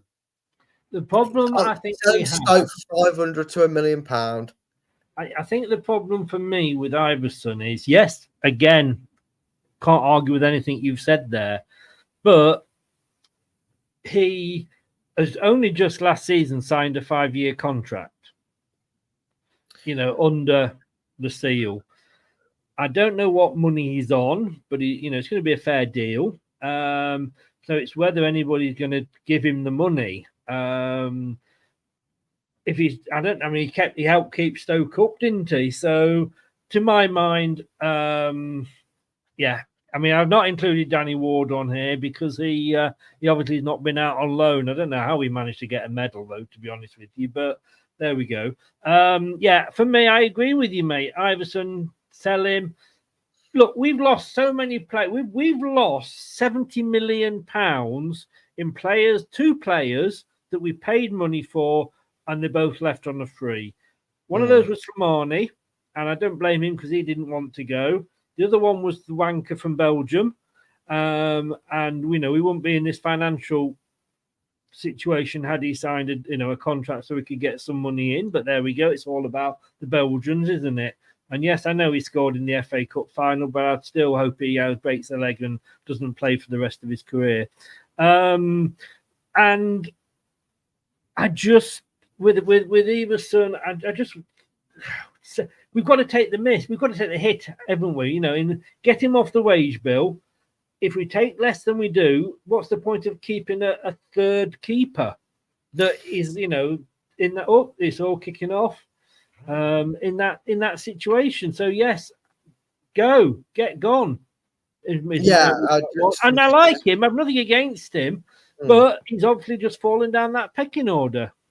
He has, and again, I mean, he'll probably feel a bit aggrieved because he's going, "Oh, I just signed a new goalkeeper, and then the season that happened, and now he knows that if he seems to have more ambition about him, with the greatest respect, he has more ambition about him than Danny Ward does to be a number 1 goalkeeper. Otherwise, he wouldn't have even entertained Stoke because he's gone, I'm on this much, I'll sit on the bench at Leicester. I'm not saying Danny Ward's doing that per se. I'm not saying he's sharking responsibility. What I mean is, Chris, is he's shown me the ambition that you'd like. And look, if Jakub Starczyk wasn't doing as well as he did this season and hadn't taken his reins, I'd want to keep him. The fact that he's not, kind of a little bit like Dennis Praet, I want him to go and have a successful season, go and cut a deal. I'm sure he would take a dip in a wage to get out of Leicester if it meant he was signing for a team that's going to be where he's guaranteed to be the number 1 choice. And again, things can happen where that doesn't always work out as you hope, but you'd imagine if he went Stoke, Chris, he'd be their number 1 next season. Yes. So we both agree there. No, sorry, nothing against you, Daniel. You did as well as you could do. But when you have the defence as bad as it was in front of you, not an awful lot you could do, really. I agree, Wayne. He's talking about the wages there. Now, look, we talked about Patson Daka's confidence being shot. This guy, I mean, first of all, he went to to Sheffield United. Was absolutely... The team was being battered week in, week out. And that's not because Luke Thomas wasn't playing well. He didn't go out and just play on his own against 11 men on the opposition. He had 10 teammates on the pitch at any one time that were just as awful. He was let go in January, so that doesn't build your confidence up, does it? And then he went to Middlesbrough and had a decent... Middlesbrough, they didn't, finish that strong this season. But, he didn't do too bad. He is left-footed. Is he a player that Enzo can take and go, yeah, I can make into that left-footed centre-back? I know he's playing, left back at the moment, but could he? I have felt very sorry for Luke Thomas for a while because he was not a player, and even he didn't admit, Chris, he was not a player that was deemed ready for the Premier League when he was making his debut in the Premier League. It was forced upon him. He was seen as a player, and I think we all quickly kind of accepted the fact that Luke Thomas, who was very good and had some very good games for Leicester, but he was probably rushed into the first team 2 seasons ahead of schedule. We needed him, didn't we? We needed him. Yeah, that's what I mean. It was more of a need than a necessity to play him. It was, oh my God, we've got nobody, and this kid is the next promising talent, I wouldn't get rid of him though, Chris. I know people don't really rate him. He's kind of got the Ben Chilwell effect with him. All right, he's not a scumbag like Chilwell, but you know what I mean? Like, we always said, didn't we? Chilwell, for some reason, fans just wanted to hate on Chilwell, whether he played well or not. And I feel like some people forget that he was literally just turned 19 when he was playing in the Premier League. I mean, as much as we're seeing the Played in praise, Europe, hasn't he? Let's be honest. well, yeah, scored against the likes of Manchester United as well. So he's got some key goals to his name as well. And I think we forget that a little bit. I mean, what's he now? 21 at 21 at best, 21, 22? He's 20. I was 20, so he must have been 18 when he played for us, Chris, in the Premier League. Oh, sorry. He's now looking. Wikipedia, obviously. I've looked on transfer, mate. He's 22, mate. 22. Yeah, so he would have been 19 when he first started for us. And I will make this comparison. Would we be salivating at the mouth at Fatawu had he made his debut in the Premier League? Because I don't think Fatawu would have had such a killer of a season had it been in the Premier League. I think it was perfect timing for Fatawu to be a 19-year-old joining us in the Championship, knowing he's going to get first-team football and at a level he can grow and improve at, which is what we were crying out for Luke Thomas, wasn't it? We always said, oh, he's doing okay, but we see he needs a season in the Championship. And I feel like last year, Enzo already had a plan in because he got Doyle through the door easy. I think he liked JJ and he didn't want to lose Thomas for the sake of losing a player, but he knew he wasn't going to be second choice, let alone first choice. He's not, and he's in a system, and we'll talk about another guy who falls into this category as well. He doesn't fit into the system unless he changes, but I just think that Luke probably would want to. He's a Leicester lad, Syston. He would probably want to change to try and stay. And let's be honest with you, that season, that was the season, I think, when we did get to the European semi-final. We would have been up shit creek without him. Because JJ was out for virtually the whole season. I mean, I remember one game, him bombing up the left and shouting at Jamie Vardy to leave it. Was that Man United? And Man United, he called it top. Yeah, rip the top. I don't think he's got. I would like him to again, possibly. I mean, he's got the Premier League experience. He may be a little bit damaged now after his Sheffield United outing. I'd like to see him given a chance, but I don't think he will be. And like you say, that's the honest. I would keep him because I know there's someone else we're going to literally probably talk about next, probably on the list, or if not, the one after. Indeed, he is next on the list. Read your mind. With the players we've got in that area, I know FaZe can go out there as an option. I would keep him out, and depending on what we do with this guy next, who we're going to talk about, or what we do in regards to that position in terms of acquiring more depth, I would either loan him back to the Championship, maybe to Middlesbrough, where he had a lot more of a successful loan, and still keep him around the club, or I'd keep him and have him on the bench. That's kind of where I'm at with Luke Thomas, if you know what I mean. What we might do, we're going to have a pre-season. I'm sure Enzo will. Enzo's not going to cut, his nose off and say, well, I didn't use you last year, so I'm not going to use you this year. He's going to give players a chance and have a look at them, but I don't, you think you would keep him? Whilst I would like to keep him, look, we've only got so many squad places available. And is he the sort of player that I don't think he's good enough for the squad now, to be honest with you. But look, time will tell. And you were quite right. Up next, I mean, look, this guy, absolutely brilliant. What the hell happened here? I tell you what happened. We changed managers. And we had a manager, I don't know if anybody can still see. Has your meter gone there, Brad? We've been going this long. It's gone from light to dark outside. That's what's happened. Well, somebody's been talking a lot. I didn't know Dave was on the show. No. Look, Victor Kristiansen, great player. Loved him. Absolutely loved him. I think most of the fans loved him. He's fast. He had that. it's really he was doing very, very well for us. New manager, well, it was when Dean Smith came in, wasn't it? He kind of got dropped. Enzo would have kept him if he'd moved to that left centre back position, but his choice. He didn't want to. He's gone out season at Bologna. They want him, I think, but necessarily can't necessarily afford what we'd originally asked for him. But they've got Champions League football next season. Will they, and I was reading this earlier, will they actually decide, look, we're going to keep him because he's played 17 odd games now for us on the trot and he's going to be, he's good. Or now that we're in the Champions League, can we attract somebody better? Yeah, I think they're just being a bit pedantic about it because you either want him or you don't. And it's not like we're asking a stupid amount of money for him. I think it's about the same as as it would cost to get, Atgun in, or maybe even less than that, might be around the Fatawu price. I don't know.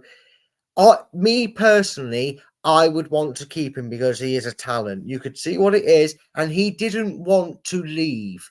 Let's get that fact corrected. He didn't want to leave this club. When he got interviewed back home and that, he says, I'm here, I want to help get Leicester back up. And then maybe a little naivety. Just to sidetrack, such a dive, bloody, that was an Olympic dive. What I hate to see, though, is the wanker in a white, well, there's 10 of them on the pitch, doing that with his hand to give him a card. And isn't it a bookable offence these days? Aren't refs supposed to book players for inciting bookings? Yes, he has, but I didn't like the Leeds player. No. What I mean is, that's what I mean. The Leeds player, you're supposed to get booked for that. You are supposed to get booked for that. In fact, I've seen it a few times in the Premier League. A player's done that, and the referee's gone, yes, of course you can. Here you are. There's a yellow card because it's incitement. Yeah. But anyway, my issue is, Chris, whether it's his ego, whether it's his own preference, whatever reason it is, I'm not going to begrudge him for having his decision to not want to try and become something he's not comfortable at. That's absolutely fine. I would sell him. I would sell him for 15, 20 million. I would get our money back for him, whatever it was. But I can't exactly remember what we paid for him. Because at the end of the day, if he's not willing to adapt, Enzo's not going to work with him. No. He's only willing to give you. He will give a player his absolute all, his effort, whatever he needs. He'll cater to him as best he can to train him, to get him looking good. You look at players this season who look like their seasons were done and would never kick a ball for Leicester. He's worked hard with them and they've been repaid by getting starts and whatnot here and there. Chris, if he's not willing to do it, I don't want him here next season. No. And Two we could words be talking about a player. Two words. Ricardo Ndidi. Different roles that they were playing this season than they've ever played at the club before. Were they prepared to adapt? Yes, they were. Are they better players for adapting? I think they are. But if Christian doesn't want to, I understand him not wanting to do that. If you are a certain player, playing a certain position, and the manager comes along and says, "Look, I want to play you like this," some people will go, "Yeah, okay." Game over, Norwich. Give up, pack up, 3-0. Sorry. Again. Sorry, I'm sorry to disturb you. If you're not prepared to do that, then you're not, we don't want you here, like you said. So I think, sell him. Good luck to him.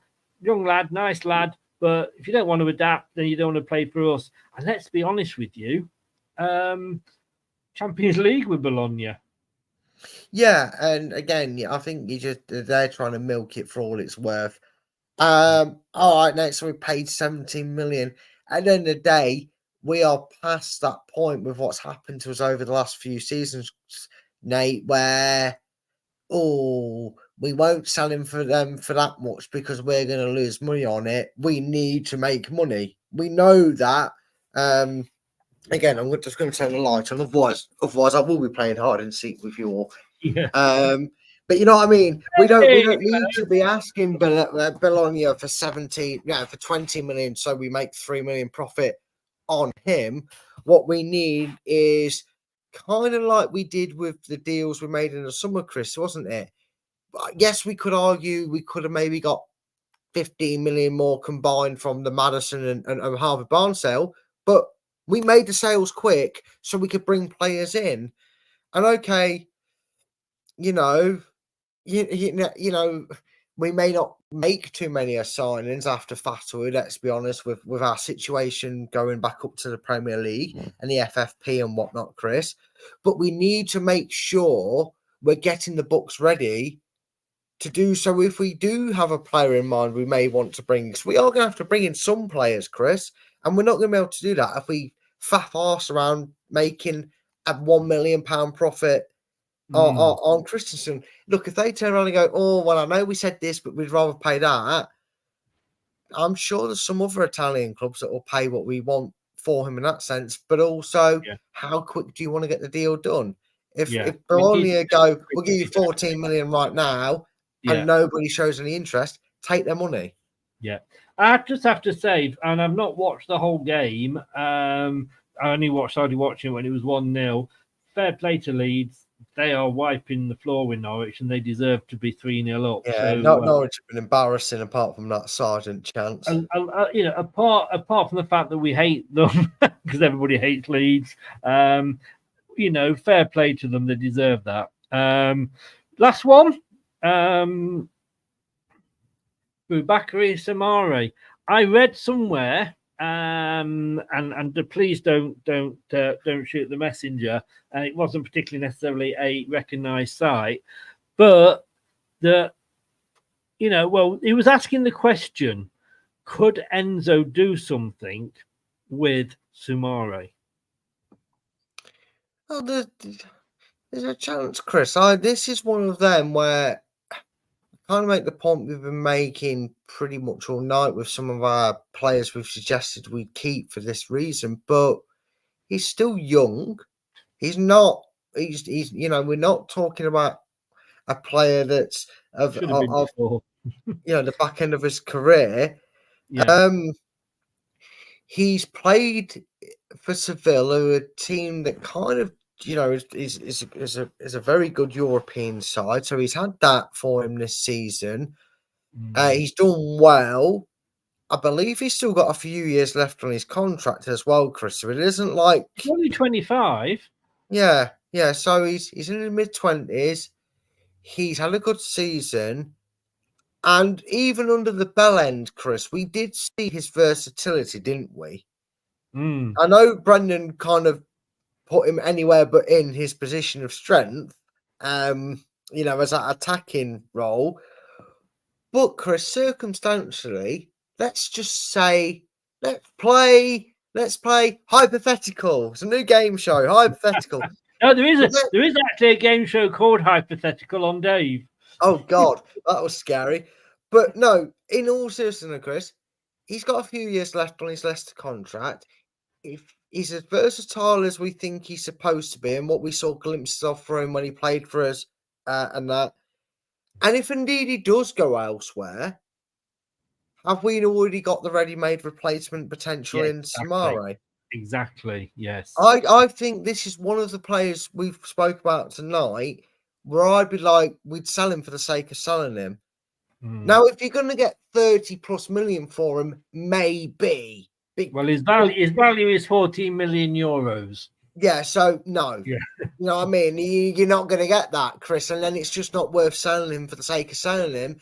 We might as well bring him back, let him work with Enzo, because I feel like he was maybe one of them players that went out on loan and Enzo kind of went, get your confidence back, show everyone what he can do. I'll have someone that keeps an eye on you while you're over in Seville, and then when we're back, we'll talk. And I wouldn't be surprised, Chris, next season, if whoever we have on the first game of the season, he has the potential, Chris, to be in the starting 11 and maybe even a starting player. If I remember, one of his few good games, in fairness, was against Man City in the Charity Shield. Although you could argue that they'd got a under-16 side out. But, he had a decent game there. Again, Brendan bought him, and then Brendan said, I want to change him into a box-to-box midfielder. Well, if you want him to be a box-to-box midfielder, Mr. Seal, why the hell didn't you buy a box-to-box midfielder? I mean, Yeah, I'm sorry, imagine, yeah. Is that not logical? Oh, I tell you what, I'm going, can we buy this player? He doesn't actually play in the role that I want him to, but I'll change him when he gets here. No, you go out and buy the bloody player you want to, don't you? Yeah, you think that, but then it makes more sense as to why he brought Vestergaard, because he's like, I want a fast player, but I'm not going to go out and buy one of them. You know what I mean? Like, sake, mate, come on, get a clue, get a brain, figure it out. But that says to me, why can't he adapt to become a player that we do end up, played 4 times most in the of? Champions League this season as well. But Sevilla haven't had a good season because obviously they're being linked with Enzo, although his one of his coaches, unfortunately not his main coach, one of his coaches has come out and said he's not going to go to Seville this season. Maybe it's a future move because obviously he's played there. But yeah, look, it's Seville actually that won the cut price deal on him, I think, because of course they've not qualified for the Champions League. To my mind, like we've always said, we lack that enforcer in midfield. Yeah. How was that not 4? I'll turn it off. Who is that goalkeeper? What? I don't know. I don't know, but he's a big Jesus. bag of crap. He is. I'd have put the under 15 goalkeeper on. He might have done better. I mean, he's not. What? I can almost hear. Oh yes, sounds like the Leeds fans could be singing "We Want 9." That it's that easy for them because they could score it. Chris, it's been a bad. Yes. I mean, what talk about choking it at a big occasion. He'll never play again for Norwich. That goalkeeper has been tragic. Well, again, nobody's really been any good. But anyway. I know, but all I'm saying is, Chris, I've seen. Well, I mean, I've turned it off now, but for the goals I'd seen up to, Chris, you or me or anyone in the chat, you could have chopped our arms off and put us in goal and would have made more of an attempt to save. I think you could, because of course people may not know this, but you are an ex-goalkeeper. Oh, well, there goes the big secret, Chris. Kept it under wraps for all these years. We've never mentioned it on this show. But yeah, I probably could have saved it. I certainly would have tried my best for it, for the fact that it's bloody Leeds United. But Soumare was idolised by Kanté as a CDM to sit right in front of the back line. Is it Angus Gunn? I think it is actually Angus Gunn. He let 9 in against us. Yeah. Well, needs to be shot. I hate Leeds. Bum bum. I hate Leeds and haven't watched, so no idea who's played. Now look, I think he's got a future. Like I was about to say before, Norwich played badly again. We've said so often we haven't got that enforcer in midfield, that heavyweight, if you like. Yes, Hamza does that when he comes on. He's the one that you can put on that somebody can say, I'm boring you, sorry. Yeah, he can come on and sort of, put his foot in and where it hurts and what have you. But I think, Soumare could be as well. It could be, and look, we love Hamza to bits, and I'm not saying that Hamza. For me personally, think Hamza's got a. Hamza can drive you mad though, which is probably the only thing he can drive at the moment. True, very true. But I also feel like even though he's not had the greatest times at Leicester at points in his career, you have to remember, Chris, he was given the role. I said where it almost felt like he was basically told to babysit Mendy, even though when him and Mendy played, they used to follow each other around the pitch. I couldn't figure out who Brendan wanted to babysit who, and I don't think they could either. But I think if you said to me, indeed, he's going to get. Yeah, okay, let's say we keep Ndidi and we keep Soumare, Chris. I'll tell you, 60 minutes is on the clock and Wilfred goes down injured and you need to take him off. Are you feeling assured seeing Soumare come on or Hamza? Because I'd feel pretty assured if either of them came on. You know what I mean? I'm not going to sit there and see Soumare come on with half hour to go and think, oh, fuck me, this guy's going to, do an Jose Perez on us. You know what I mean? I don't see that happening. So I'd feel comfortable seeing him in a Leicester shirt again. I certainly wouldn't expect him to let us down. He is a defensive midfielder, so he plays that same role as Hamza. I don't know. I would like to keep him and see what Enzo can do with him, because I don't think he had the chance because of how bad the season. I mean, look, be honest with you, who from last season came out of that squad with any sort of kudos at all? Not one of them. Nobody. No. Sympathetic kudos at best, wasn't it? It wasn't kudos for playing really, really well, was it? No, exactly. So, yeah, I'd have him back. I agree with you. Right, very quickly, just to round off. For sale, James Justin, Kieran Dewsbury Hall, Ricardo Pereira, Daka. It goes on. And I know, Kieran Dewsbury Hall has come out and said, I don't want to go. I'm a Leicester lad. I want to stay and help Leicester get back. It doesn't matter. If we need the money, and I've spelt Dewsbury wrong, so I do know that, but don't hate me. After all my uses for very Hall. A much better version, I think. But if we need money, he is our most sellable asset.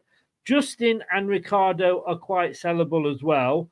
Daka, look, Bournemouth won't even come in for him now. If we do sell him, we might get Tranmere coming up with a 20 grand offer for him. We could see players leaving that we don't want to leave. Yeah, and that's going to be the sad thing about it, isn't it? Because we're probably, like you said, because we probably are going to see players leave that we don't necessarily want to leave. Like, for example, if we don't see the likes of Dewsbury Hall, Ricardo, or someone like Justin leave, then it's going to be players who we maybe would like to see stay, like, Kristiansen being sold, Soumare being sold, Thomas being sold.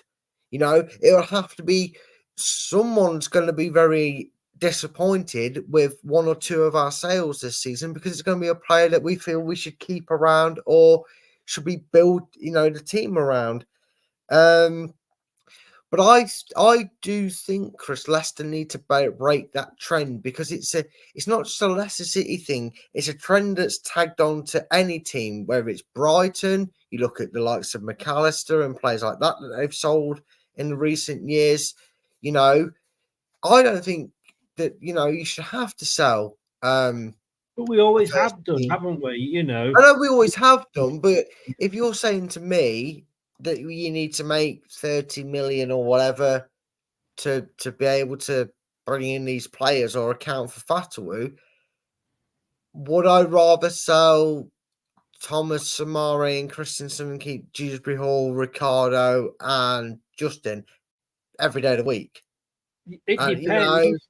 It depends what offers we get, and it depends. No, I'd still rather turn them down. I'd still rather turn them down over them three. If you're going to get 45 million for them three, and you're gonna, I'd rather do it. I'd honestly rather do it, because I just think, whilst it'd be nice to have them available for us and they have the potential to get a career at Leicester, I'd rather just get rid of them now if it meant you've got to get rid of them three or them three. You know what I mean, Chris? You and Dewsbury Hall, I want to keep. Let's be honest. I'm not just saying. In fact, all of those I've mentioned there, I want to keep, apart from Daka. But it's a case of needs must. We will look at this by the end of June, which is when the financial year figures have to be in for PSR and all this sort of thing. And if we are up the shit creek without paddling, they are talking about we getting a bigger points deduction than Everton or anybody like that. Then, sorry, which would be absolute bollocks, as there's no way in God's earth, after the way they've punished Everton, who are embarrassingly in more debt than we've got in. It'd be ridiculous, Chris, if we got more. It is, but look, it doesn't. God knows how these things work. It'd be typical of our luck. It would be typical of our luck. Yeah, but so so it all depends. There's a lot of ifs, whats, and buts in there. But look, hopefully not. But we might have to accept that And if we do have to sell, because we might be in the position that we need to sell, but we're not getting offers for Kristiansen, Soumare, or Thomas, or whatever. So that's what we've got to remember. It's a case of we're all right saying, well, yes, we'd sooner sell these players. Can't sell these players if nobody's coming in for them.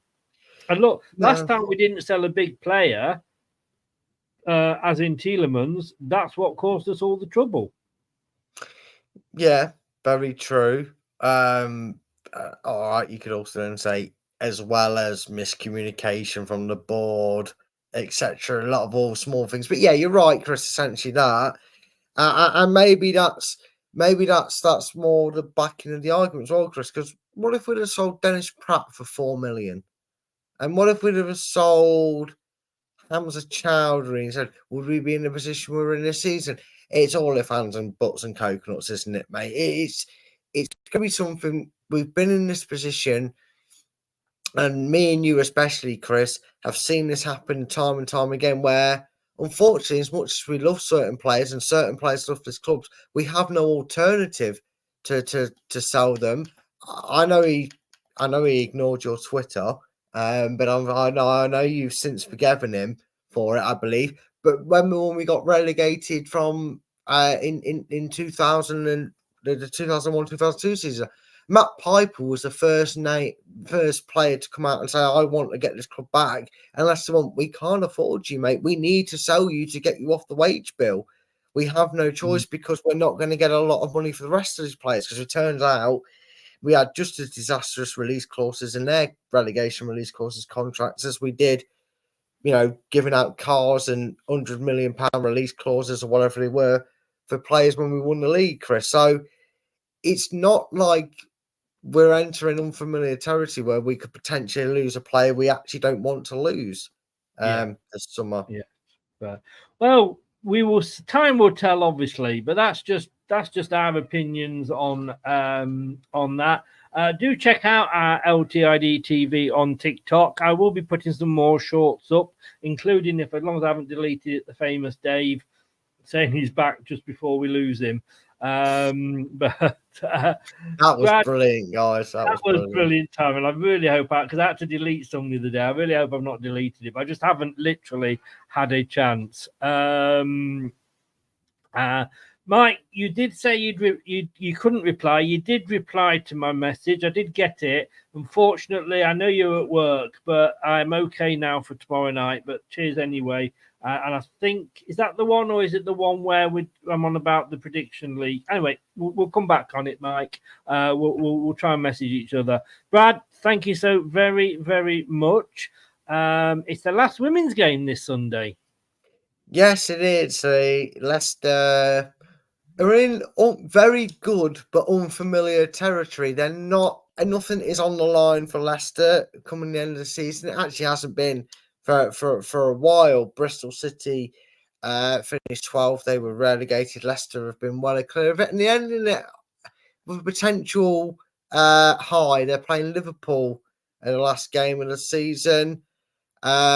It may not look like they've had a better season, but I can assure you, compared to the first two seasons in the WSL, the Leicester women's having a very good season and some very good end of season rewards for the ladies. They deserve all the credit that they get for this season, because they actually have been very, very well, and actually quite unlucky in 4 or 5 of the last 6 games, most notably of the FA Cup. I was literally just about to say, most notably in their debut FA Cup semi-final, where we might as well have won the game and been given that penalty to win it, because Tottenham, well, turns out it's not just the men that don't win trophies. They got smashed 4-0 in the final, but in the women. So, twist that knife and you stick it in, mate. Oh, I will. Maybe the Leicester women would have shown them how to win an FA Cup. I don't know, Chris. But yeah, there it is. That's how it goes, mate. Mate, thank you so very, very much. Appreciate you coming on. I will try and give you a break and let you settle into Leicester. But all the best, mate, and I will speak to you soon, no doubt. We've got to start talking about prediction leagues for next year. Yes, we do. And looking forward to bring that round, and we'll sort all that out in a little time. But I've enjoyed tonight's show. I'm going to go and eat some food now. Well, I'll cook it first. I'm going to cook some food and eat you it. And me both. You and me both. I've had a lovely show as always. And to you guys, girls, and non-binaries in the comments, it's been a pleasure doing a show with you all. Indeed. Thanks very much, Brad. Take care, buddy. Take care, mate. See you soon. Thanks to Brad there. Now, I'm not sure because this is all new, you see. Oh, here we go. There we go. That's me. It's all new with all these new layouts for the new season. I hope you like the layouts.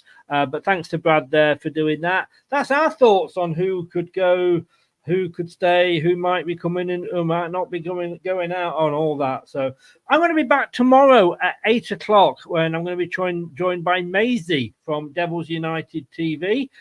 She's had a season of VAR, probably the worst season that they've ever had. We've had a season of no VAR. Been brilliant. Yeah, we were on the bad end of some decisions. We were on the good end of others. But it was human decisions. It was decisions that were made like that.